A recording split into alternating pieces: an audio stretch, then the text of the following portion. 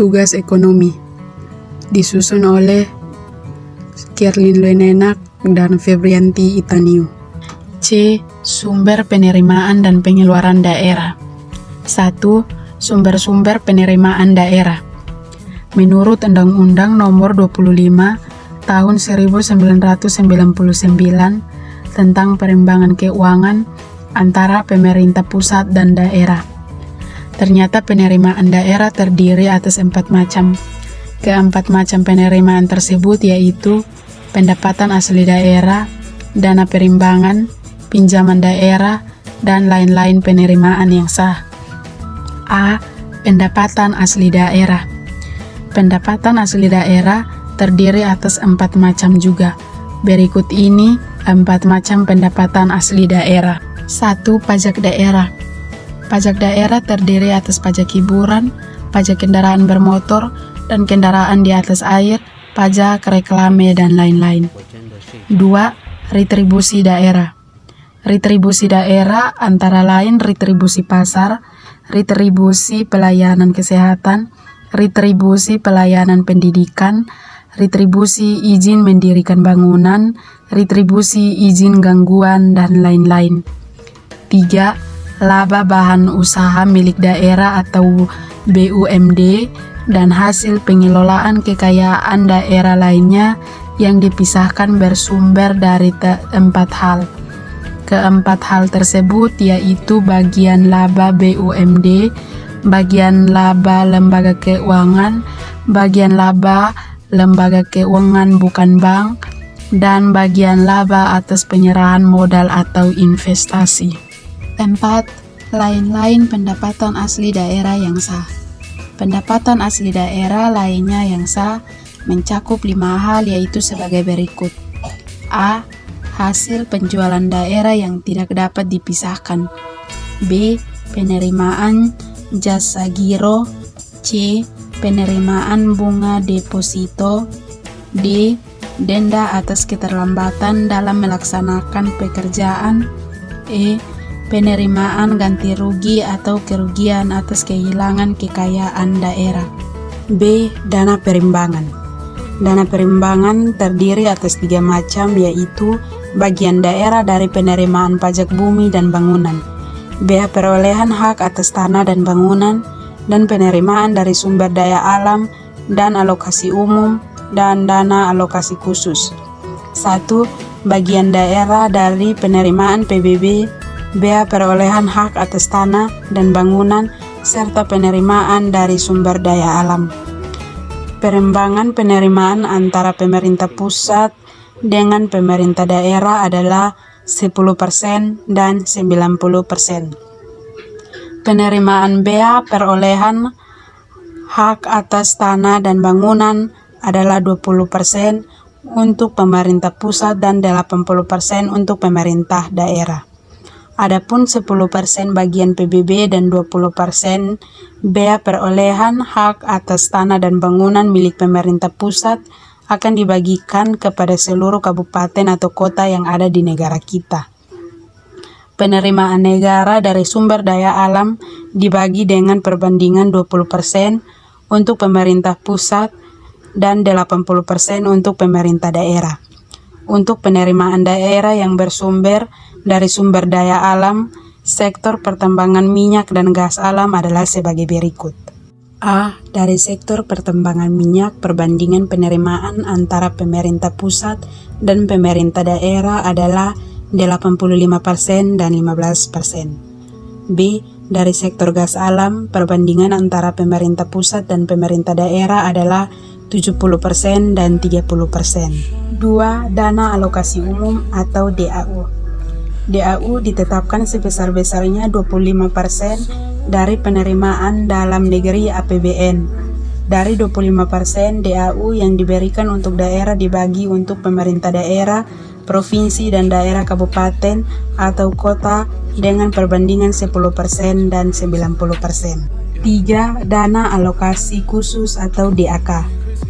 DAK adalah pengeluaran pemerintah pusat buat daerah tertentu untuk membiayai kebutuhan khusus.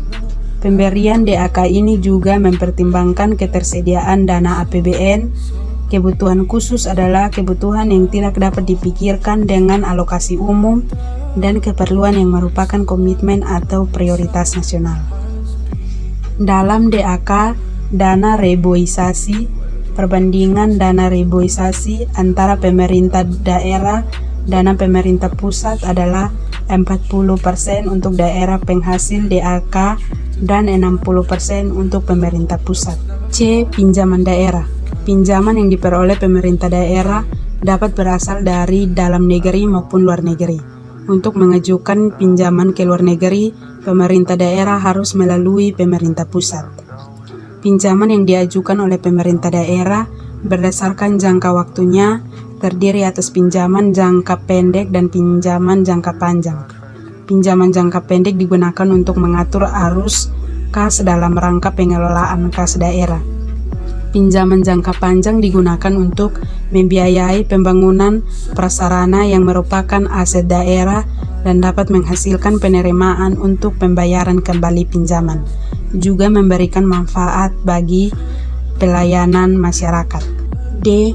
Lain-lain penerimaan yang sah. Penerimaan daerah lain-lain yang sah terdiri atas dua hal, yaitu hibah dan dana darurat. Hibah dapat berasal dari sumbangan swasta dalam negeri, pemerintah dalam negeri maupun swasta dalam negeri. Dana darurat diberikan oleh pemerintah daerah untuk keperluan mendesak. 2. Jenis-jenis pengeluaran daerah. Sama seperti pengeluaran pemerintah pusat, pengeluaran pemerintah daerah juga diklasifikasikan menjadi 3, yaitu organisasi, fungsi, dan belanja rutin. Klarifikasi pengeluaran daerah berdasarkan organisasi disesuaikan dengan susunan organisasi pemerintah daerah. Klasifikasi pengeluaran daerah berdasarkan fungsinya sebagai berikut. A. Pelayanan umum, contohnya pengeluaran untuk pelayanan barang publik dan jasa publik. B. Ketertiban dan keamanan, contohnya pengeluaran untuk pembinaan sistem keamanan lingkungan. C. Ekonomi, contohnya pengeluaran untuk melakukan pembangunan. D. Lingkungan hidup, contohnya pengeluaran untuk melakukan reboisasi. E. Kesehatan, contohnya pengobatan gratis bagi warga yang memiliki jaminan kesehatan masyarakat atau Jamkesmas.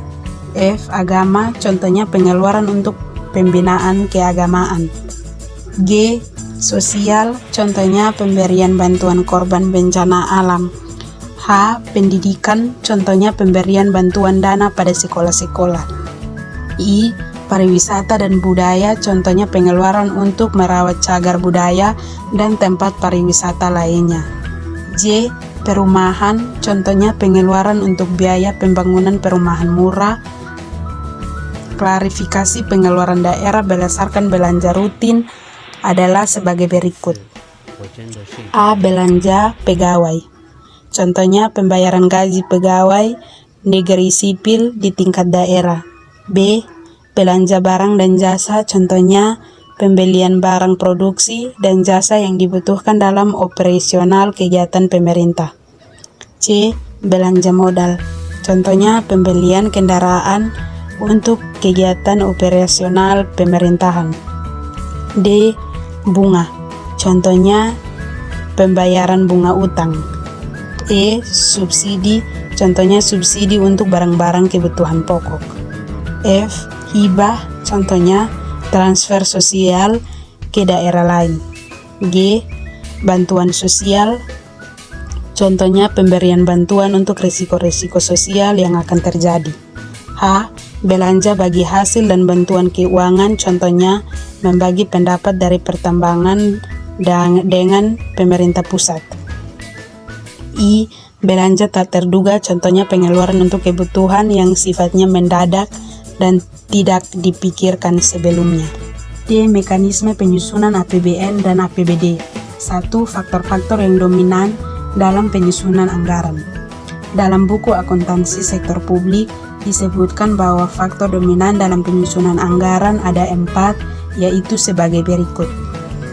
A. Tujuan dan sasaran yang ingin dicapai. Tujuan dan sasaran digunakan sebagai indikator pencapaian pengalokasian anggaran. B. Ketersediaan sumber daya. Sumber daya di sini adalah faktor-faktor produksi yang dimiliki pemerintah. C. Jangka waktu yang diperlukan untuk mencapai tujuan dan sasaran. Adanya jangka waktu akan mempermudah dan menentukan pengeluaran-pengeluaran yang sifatnya mendesak. D. Faktor lain yang memengaruhi anggaran, antara lain peraturan pemerintah yang baru, pergerakan pasar, bencana alam, dan sebagainya. 2. Pihak-pihak yang dilibatkan dalam penyusunan anggaran. Berikut ini adalah pihak-pihak yang dilibatkan dalam penyusunan anggaran. A. Pihak yang dilibatkan dalam penyusunan APBN. Ada 2 pihak yang dilibatkan dalam penyusunan APBN. Kedua pihak tersebut adalah pimpinan lembaga eksekutif atau presiden dan lembaga legislatif atau DPR. B. Pihak yang dilibatkan dalam penyusunan APBD. Sama seperti APBN, dalam penyusunan APBD adalah 2 pihak yang dilibatkan, yaitu gubernur dan DPRD tingkat 1 untuk daerah tingkat 1 atau provinsi, juga bupati atau wali kota, dan DPRD tingkat 2 untuk daerah 2. 3. Siklus penyusunan anggaran. Siklus penyusunan anggaran terdiri atas 4 tahap, yaitu persiapan anggaran, ratifikasi, implementasi atau pelaksanaan anggaran, dan pelapor serta evaluasi. A. Persiapan anggaran.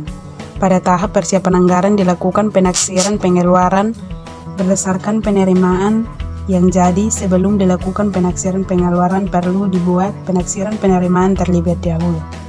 Apabila keduanya dilakukan secara bersama-sama, maka akan menimbulkan masalah, yaitu lebih besarnya pengeluaran daripada penerimaan.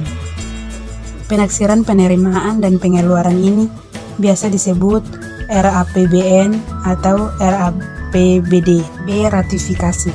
Pada tahap ini pimpinan lembaga eksekutif atau presiden untuk pemerintah pusat, gubernur untuk daerah tingkat 1, dan bupati atau wali kota untuk daerah tingkat 2 harus menjawab dan memberikan argumentasi yang rasional dalam menjawab semua pertanyaan dan bantahan yang diajukan oleh DPRD atau DPRD tingkat 1 atau DPRD tingkat 2 berkaitan RAPBN atau RAPBD yang diajukan.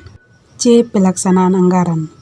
Setelah melalui tahap ratifikasi dan anggaran telah disetujui lembaga legislatif, berikutnya adalah tahap pelaksanaan anggaran. Dalam tahap pelaksanaan anggaran, pimpinan lembaga eksekutif atau presiden harus menguasai sistem pengendalian manajemen.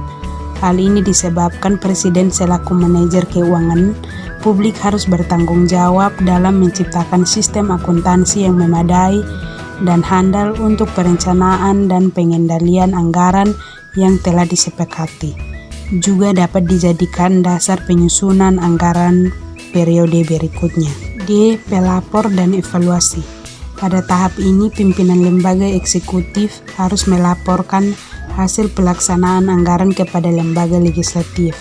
Selain pelapor, dalam tahap ini juga dilakukan evaluasi untuk memperbaiki anggaran tahun berikutnya.